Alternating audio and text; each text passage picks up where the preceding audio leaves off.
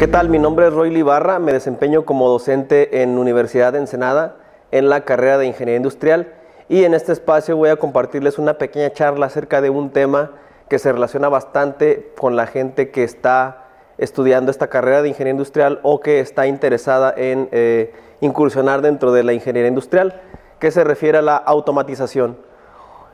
Podemos ver que la automatización es algo que está presente en la industria, más que nada para hacer un control automático de la producción de la empresa y reemplazar lo que es la obra humana.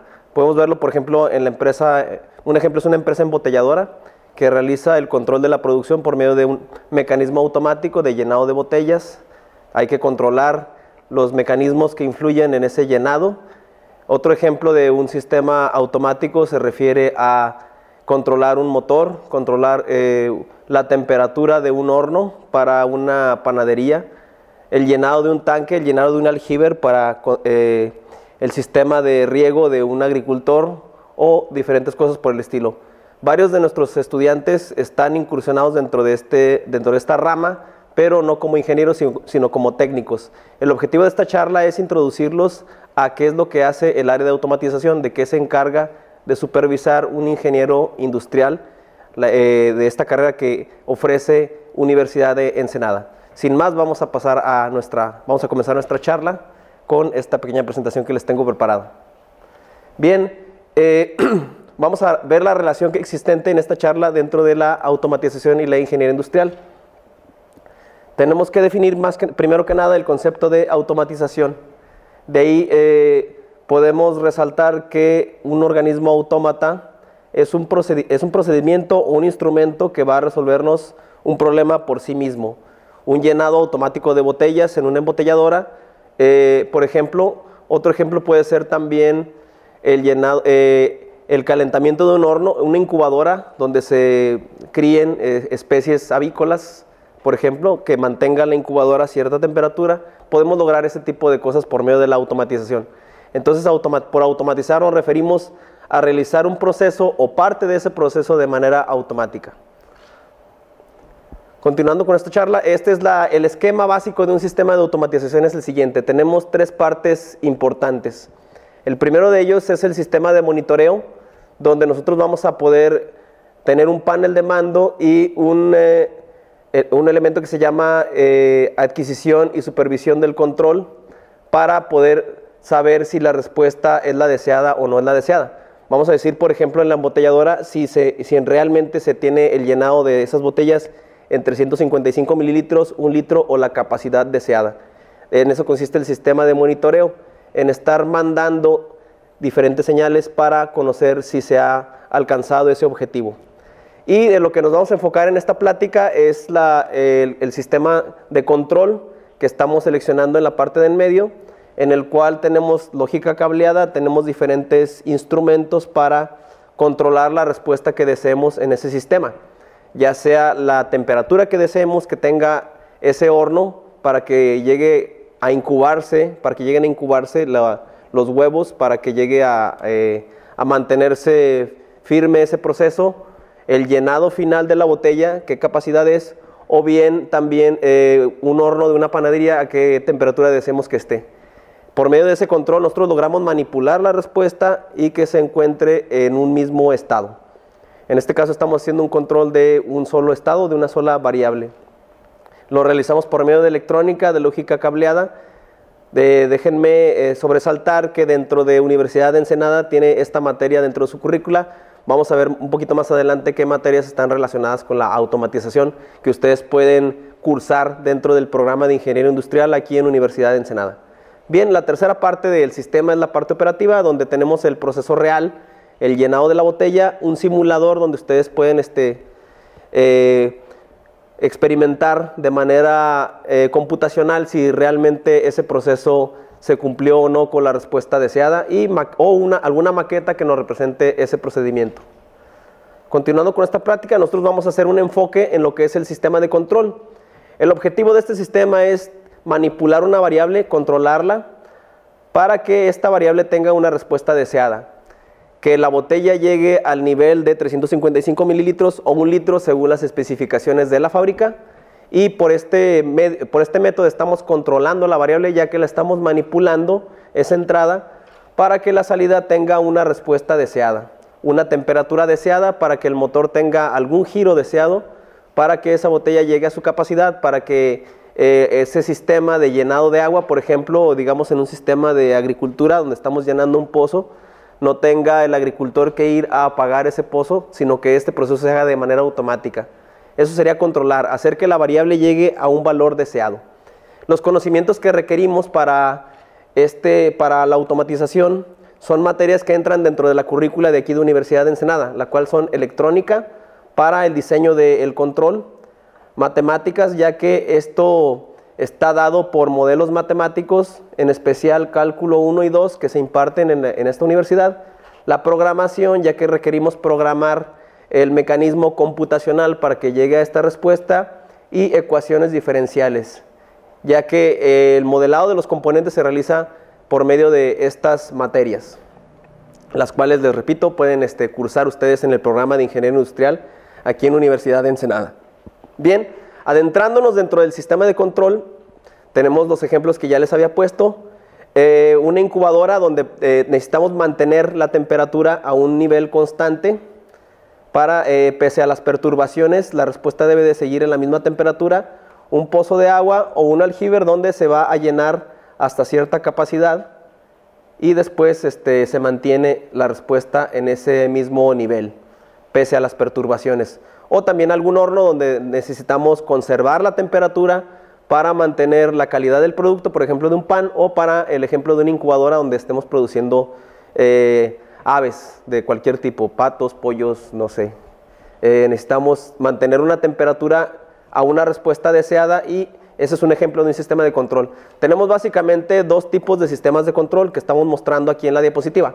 Un sistema a lazo abierto, donde la principal característica es que no existe retroalimentación, es decir, la variable que está a la salida no es muy probable de medirse. Por ejemplo, una lavadora de ropa sería un ejemplo de sistema a lazo abierto, porque no existe hasta la fecha un dispositivo que nos mida la calidad de la ropa lavada, qué tan limpio, qué tan sucia está. Probablemente en un futuro exista, pero hasta la fecha no. Hasta la fecha la calidad de la ropa al salir de la lavadora no es una variable que podamos medir o de la cual podamos tener retroalimentación.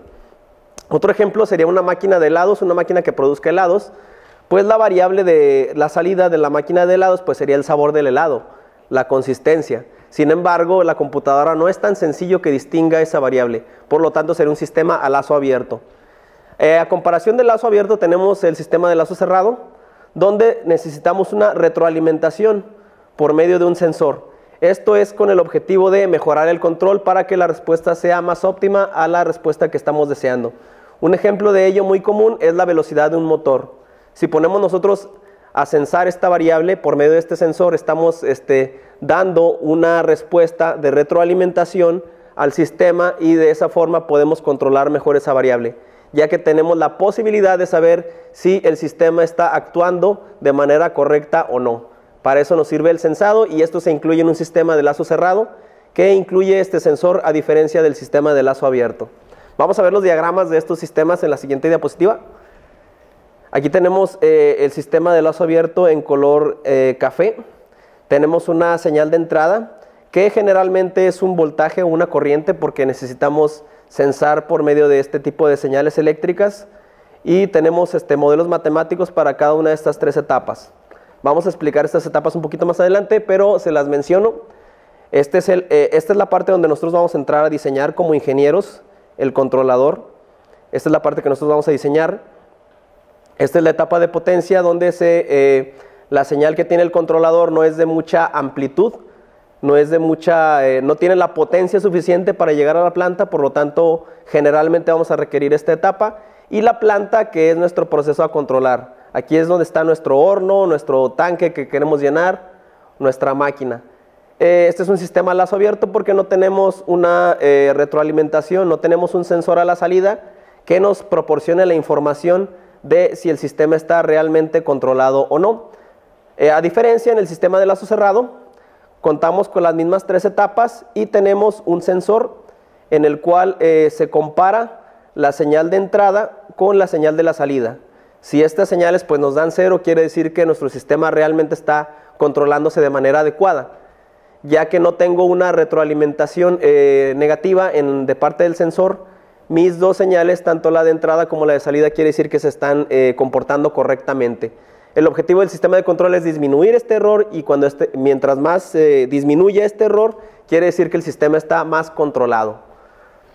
A continuación vamos a exponer cada uno de los componentes de estos dos sistemas de control, que básicamente se encuentran en estos dos tipos. Primero que nada tenemos la planta. La planta es el sistema o es el proceso que vayamos a controlar. Es el motor, es el proceso de llenado de botellas. El motor, como ya les había dicho, el llenado de líquido o el horno. Esto se conoce como la planta. La planta tenemos que modelarla por medio de una ecuación diferencial, la cual va a ser un modelo del sistema. Generalmente son funciones que son polinomios. Esto podemos también comprender cómo modelar esta planta si llevamos el curso de cálculo 1, cálculo 2 y ecuaciones diferenciales que se proporcionan en Universidad de Ensenada. Esta planta o este sistema tiene dos voltajes, dos señales de energía que le están llegando, que es un voltaje nominal de entrada y un voltaje nominal de salida. Entonces hay que comprender estos niveles también, y esto podemos analizarlo por medio del curso de electrónica que también se lleva a cabo que también se lleva como parte de la currícula en el programa de Ingeniería Industrial en Universidad de Ensenada. Vamos con el siguiente elemento, que es el controlador. Esta es la parte donde entramos nosotros como ingenieros, ya que la planta es un modelo que ya está preestablecido, nosotros necesitamos encontrarlo. Sin embargo, aquí es donde entra nuestro diseño como ingenieros, en el controlador. El controlador es el elemento que se encarga de proporcionarle una señal que sea adecuada a la planta para que se comporte de la forma que nosotros queramos. Estamos brindándole una señal de control al motor para que llegue a tener el número de revoluciones que nosotros queramos. Estamos diciéndole qué voltaje es el adecuado para que llegue a llenarse esa botella en ese intervalo de tiempo. Y les digo, de manera similar también ese horno, estamos diciéndole a qué voltaje pertenece tal temperatura a la que estamos deseando que se mantenga ese horno y que el procedimiento se lleve a cabo adecuadamente. La finalidad del controlador vemos que es que la salida tenga el valor deseado. Si no diseñamos el controlador para que la salida tenga un valor que nosotros estemos deseando, el voltaje deseado para que se llene la botella, para que se mantenga la temperatura del horno, no está correctamente diseñado este controlador. Y también podemos decir que este controlador está descrito por un modelo matemático dado en ecuaciones diferenciales y que se puede llevar a partir del cálculo. Este diseño de controladores puede ser por medio de electrónica analógica y programación. Aquí es donde requerimos también el curso de métodos de programación que se imparte aquí en Universidad de Ensenada. Esta programación puede ser, hoy en día es por medio de tarjetas programables, las cuales tienen la capacidad de poder almacenar un programa, alguna rutina, y que también se puede borrar a la vez. En el mercado hay varias de ellas. Las más comunes son lo que es el módulo Arduino, la tarjeta Raspberry Pi, un módulo DSP, o lo que usan mucho en las empresas es un controlador lógico programable o PLC. Vamos ahora con la siguiente lámina, donde mostramos el siguiente elemento, que es el sensor, el cual, como les repito, solamente está incluido dentro de un sistema a lazo cerrado. Este sensor nos va a transformar una variable física a voltaje. Por ejemplo, convierte una temperatura a voltaje, las revoluciones del motor las va a convertir también a voltaje, e incluso esto podemos verlo en las básculas que están, las básculas electrónicas contienen una especie de sensor, el cual es una lámina que se llama galga, que se estira, y ese estiramiento es proporcional a un voltaje. Entonces, con base en ese estiramiento, entre más pesado sea el objeto, pues va a haber un estiramiento mayor. Esa longitud a la cual se deforma esa galga va a entregarnos un voltaje, y podemos sensarlo y podemos controlarlo en nuestro sistema.